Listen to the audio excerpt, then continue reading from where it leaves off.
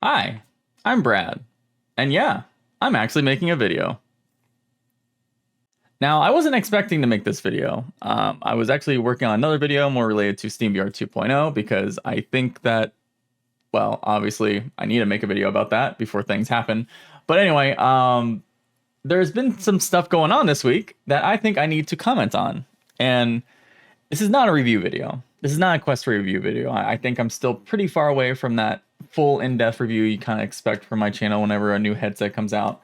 But there are things about this device that I think are so important to talk about and get my sort of feelings that are kind of like tumors in the back of my brain out there, out of my mouth, into video form. So that's what this video is about, and kind of talking about the state of the industry and where Meta seems to be going after this headset. That actually pissed me off. So obviously this is the Meta Quest 3. It is not the stock Meta Quest 3. As you can see, there's a Elite battery strap here, and we can spend a lot of time talking about accessories and all that stuff like that. But I want to say real quick before we get into any other topics, by a far amount, I would say this Quest, by a far amount, again, is probably the best Quest headset that Meta has released. And it's not because it's new or anything, but for me, every other Quest that I've used, including Quest Pro, I could never see myself using it. I can never see myself using it for a longer period of time than, or even like a day. In fact, that's what kind of happened with my Quest Pro. I bought it. I bought it with my own money. Never used it. I even put the top strap, globular cluster, they call it. All this stuff just wasn't there for me to want to use it compared to other HMDs that I like to use. Now, Quest 3, totally different device. Even though it's taking some cues from Quest Pro, it does things better. Now, I say better, but there's still that itch I was talking about in the back of my brain that is what originally made me want to make this video.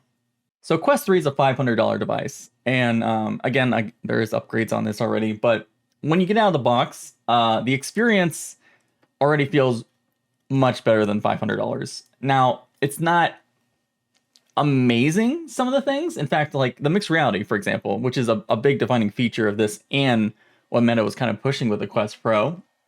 And I do think it's a very important feature.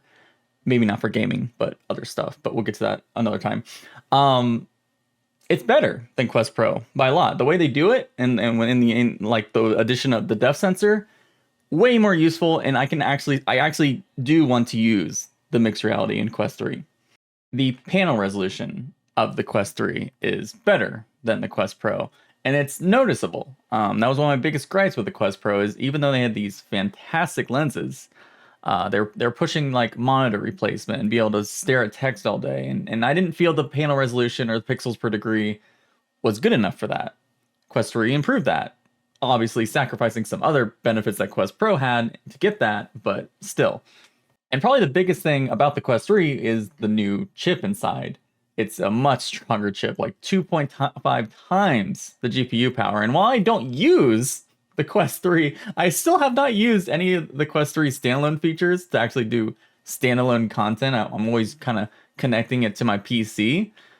You do still notice the improvements made to the chip even for that scenario. And that is hugely valuable. But as I said, Meta tried to push for this $500 device, which is way more consumer friendly than the Quest Pro was at $1,500 device, and then $1,000 or whatever. So it made sense that they're trying to get there. I thought, okay, yeah, they were kind of going back to their Quest 2 roots, where the Quest 2 sold so many units, had a pretty big package, and while I didn't really like the Quest 2 much ever in usage, it still was there. But I want to talk about retention a lot because I think XR has a huge retention problem. Quest 2 sold a ton of units, like a ridiculous amount of units, and you could argue that maybe they sold a ton of those units because of the cost and because of the timing that it came out and the availability compared to kind of competing devices in the market during the COVID time. Whatever, a ton of devices were sold. Now, from what I understand, is the retention for all the devices sold, not just Quest 2, but every VR device up until now, really bad.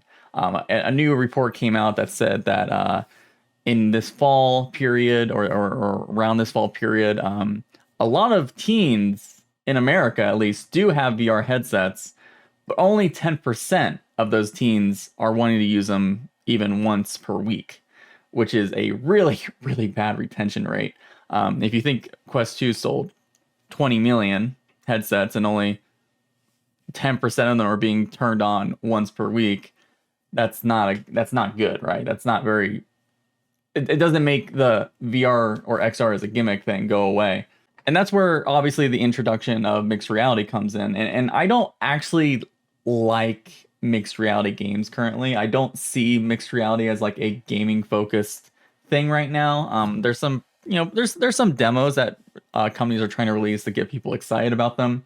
But for me, I think mixed reality is really good for doing everyday tasks, but with like a window, and you can free your hands. Like if you want to do the dishes or whatever while watching a video or podcast, I think that is surprisingly a really good feature that people don't expect that they'll like until they try it in a good enough pass-through headset. But I can't help but want more out of the hardware in this. Like I want all the features that are in it, which there's some pretty great features. I still feel the lust, and even more so with the mixed reality especially, I really want better quality of every feature in this. I want that at higher end tier. I want them to go back to the Quest Pro plans and kind of take this device and Quest Proify it. Because I think the problem with the Quest Pro 1, from what I understand, is it was pretty much in the lab for too long. They were trying to get it out, but COVID happened and they couldn't get it out fast enough. So when it came out, it was already too outdated, which is why Quest 3 looks just night and day compared to it. If some of the things in Quest Pro came out similar to the way Quest 3 did, it would be probably a much more useful device and a lot more respected device among the market. And it sounds like Meta is getting pretty close to just completely discontinuing it. So it's not just me, it's not just other people. Even Meta feels that the device needs to go pretty soon based on internal reports within the company. Now, this is where I get frustrated because I've been talking to some supply chain friends and everyone in the industry about what Meta actually wants to release hardware-wise next year. And I know you guys are probably tired of talking about hardware because there's also the software proponent and everything, but just bear with me because hardware is still important. There are still things that need to happen with hardware for this industry to grow, not just software. And Meta next year is going to be releasing a Quest Lite device. And there was this article from Mark Gurman of Bloomberg saying that it's going to be heavily focused on mixed reality, but a very cheap, without handles to get to a $200 price point, and it's very similar to Quest 3. Now, me being me, I wanted to ask around my sort of sources and everything, and that focus on mixed reality didn't really make sense at that price point because, one, even though mixed reality in Quest 3 is better than Quest Pro, for what they got out of the $500 device, I still want more. I think the quality can be still quite a bit improved. And then I also heard that the Quest Lite was not going to have any depth sensor. So a lot of the problems that Quest Pro had by not having the depth sensor, the Quest Lite was also going to inherit those problems. So this idea that they were going to release a $200 device that's focused primarily on mixed reality didn't really make sense to me. Now, I have a friend who's also a pretty big analyst within the supply chain industry, who is well known for like leaking a lot of the Pico 4 stuff and being right on the ball with that. Did just release a big article kind of explaining what they learned about all the specs and all the focuses with this Quest Lite unit coming out next year. And not only is it coming out next year, they seem to be kind of trying to push it out within the first half of next year to not only replace the Quest 2, because the Quest 2 is being sold right now for like $300 still as like sort of a just keep it around for a while. But they also wanted to they want to remove the Quest Pro from the market when they release the Quest Lite. The Quest Lite is supposed to be like this $200 hopeful. That's the hopeful price point they're getting. $200 device that is uses Fresnel lenses, a somewhat less powerful XR2 Gen 2 chip. So maybe they're gonna like lessen the RAM because, like, for example, the chip in this headset has 8 gigabytes of RAM, and the Quest 2 version of the XR2 had 6 gigabytes of RAM. So maybe they're gonna cut that down to get that cheaper price point. But yeah, Fresnel lenses, obviously will have like LCD inside. Now, the interesting thing about this report is that it will actually be inheriting the black and white pass-through from Quest 2. So it will not have color pass-through according to this report, which, in my opinion, makes sense. And when I say it makes sense, I don't mean I like this device and I like what they're doing, but it didn't make sense to me how they were ever going to have a good enough mixed reality device at $200. But a replacement for Quest 2 that uses Fresnel lenses, which I'm also very frustrated about. I don't want to see any more headsets come out with Fresnel lenses. I don't want to see the new. I don't want this Quest Lite to become extremely popular and everyone just buys it and all the features I like a Quest 3 gets abandoned because this Quest Lite device comes out and people install Gorilla Tag and only play Gorilla Tag once a week. So yeah, don't like that. The other big thing that's like still a question mark about this device is they're not sure yet if they're going to be able to include controllers in the box for that $200 price tag. That was something Mark Gurman also kind of said, is that Meta is still teetering around whether or not to include controllers for this Quest Lite device. And the way I feel about controllers right now still is they're still very valuable for XR. Even if you're not doing games, I think having a controller that has haptics and feedback, even messing around with monitors and stuff, in your like virtual play space or whatever, it is valuable. It's valuable to always have that tactile feedback. And hand tracking, while it's getting good, and there's some cases where I obviously do like to use the visual hand tracking. Not having that tactile feedback feels really bad in a lot of scenarios. So I just wanted to say, in general, I think this Quest Lite device, even though I'm sure there's a lot of people that are going to be excited about a cheaper device and everything, they're like, oh, $500 is too much. Mixed reality is not interesting to me. I really feel it's not what the industry wants right now or needs. I think this idea of racing to the bottom in hardware, I've always hated it. I've hated it for Quest 1. I hate it for Quest 2. I never thought it was healthy. And the way that they're doing with this Quest Lite, from what all the reports say, it's even taking that more. And I know there's probably a lot of people that are like, well, it's going to make more people buy the headsets, and that's going to be a big boost to developers. And yeah, that's great. But I think right now we have companies like Apple coming out with stuff that is more focused on making these features actually useful for the everyday person. I really... my brain just doesn't understand how you go from something like this, where you can use it outside of gaming, to something that you would only want to use for gaming and not exactly will be as good of experience as the device here.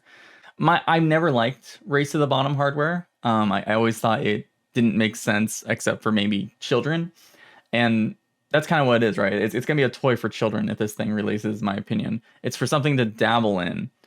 But when you have a device like that doesn't even have like color pass-through and all of some of these new features that work pretty well in the Quest 3, people are not going to get that gateway drug effect that I constantly get with this device.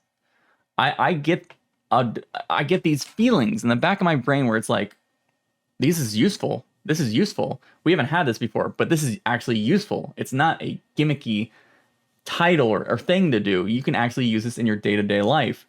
I don't think people will get that with the Quest Lite, and I think that's very damaging for the stage of the industry we're in. And I know I'm an extremely enthusiast-minded person when it comes to this industry, and I'm probably, a lot of you are probably tuning out because it's like, I'm never going to use a VR headset as a monitor replacement or do flat games in VR. I know there's a lot of people that feel that way, but I really do feel we're getting really close to that point. I feel the hardware is getting super close, and going backwards from that, going to Fresnel lenses, probably lower resolution displays, it's just not what we want. And I don't want that to be the standard. I think it's really frustrating when there's these great higher end options. I want a better version of this, because I think it will be more important to prove out why this technology is useful rather than just to get people to buy stuff and then put it in their closet. Does that make sense? I don't know where I don't know why I made this video, but I feel like this video is so important for me to make. I can't help it. I'm really sorry that I ranted for I don't know how long, but yeah, I really want to see more of the high-end stuff. This device actually makes me more excited about the Apple headset.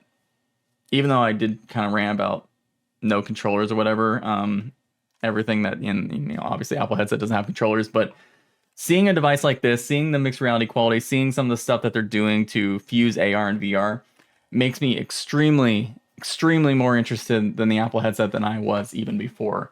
And it's that gateway drug feeling, because this device gives that gateway drug feeling for me.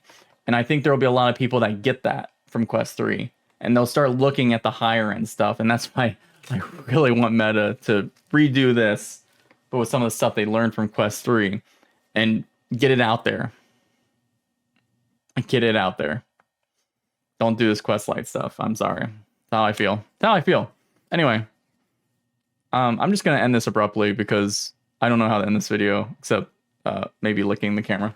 Maybe.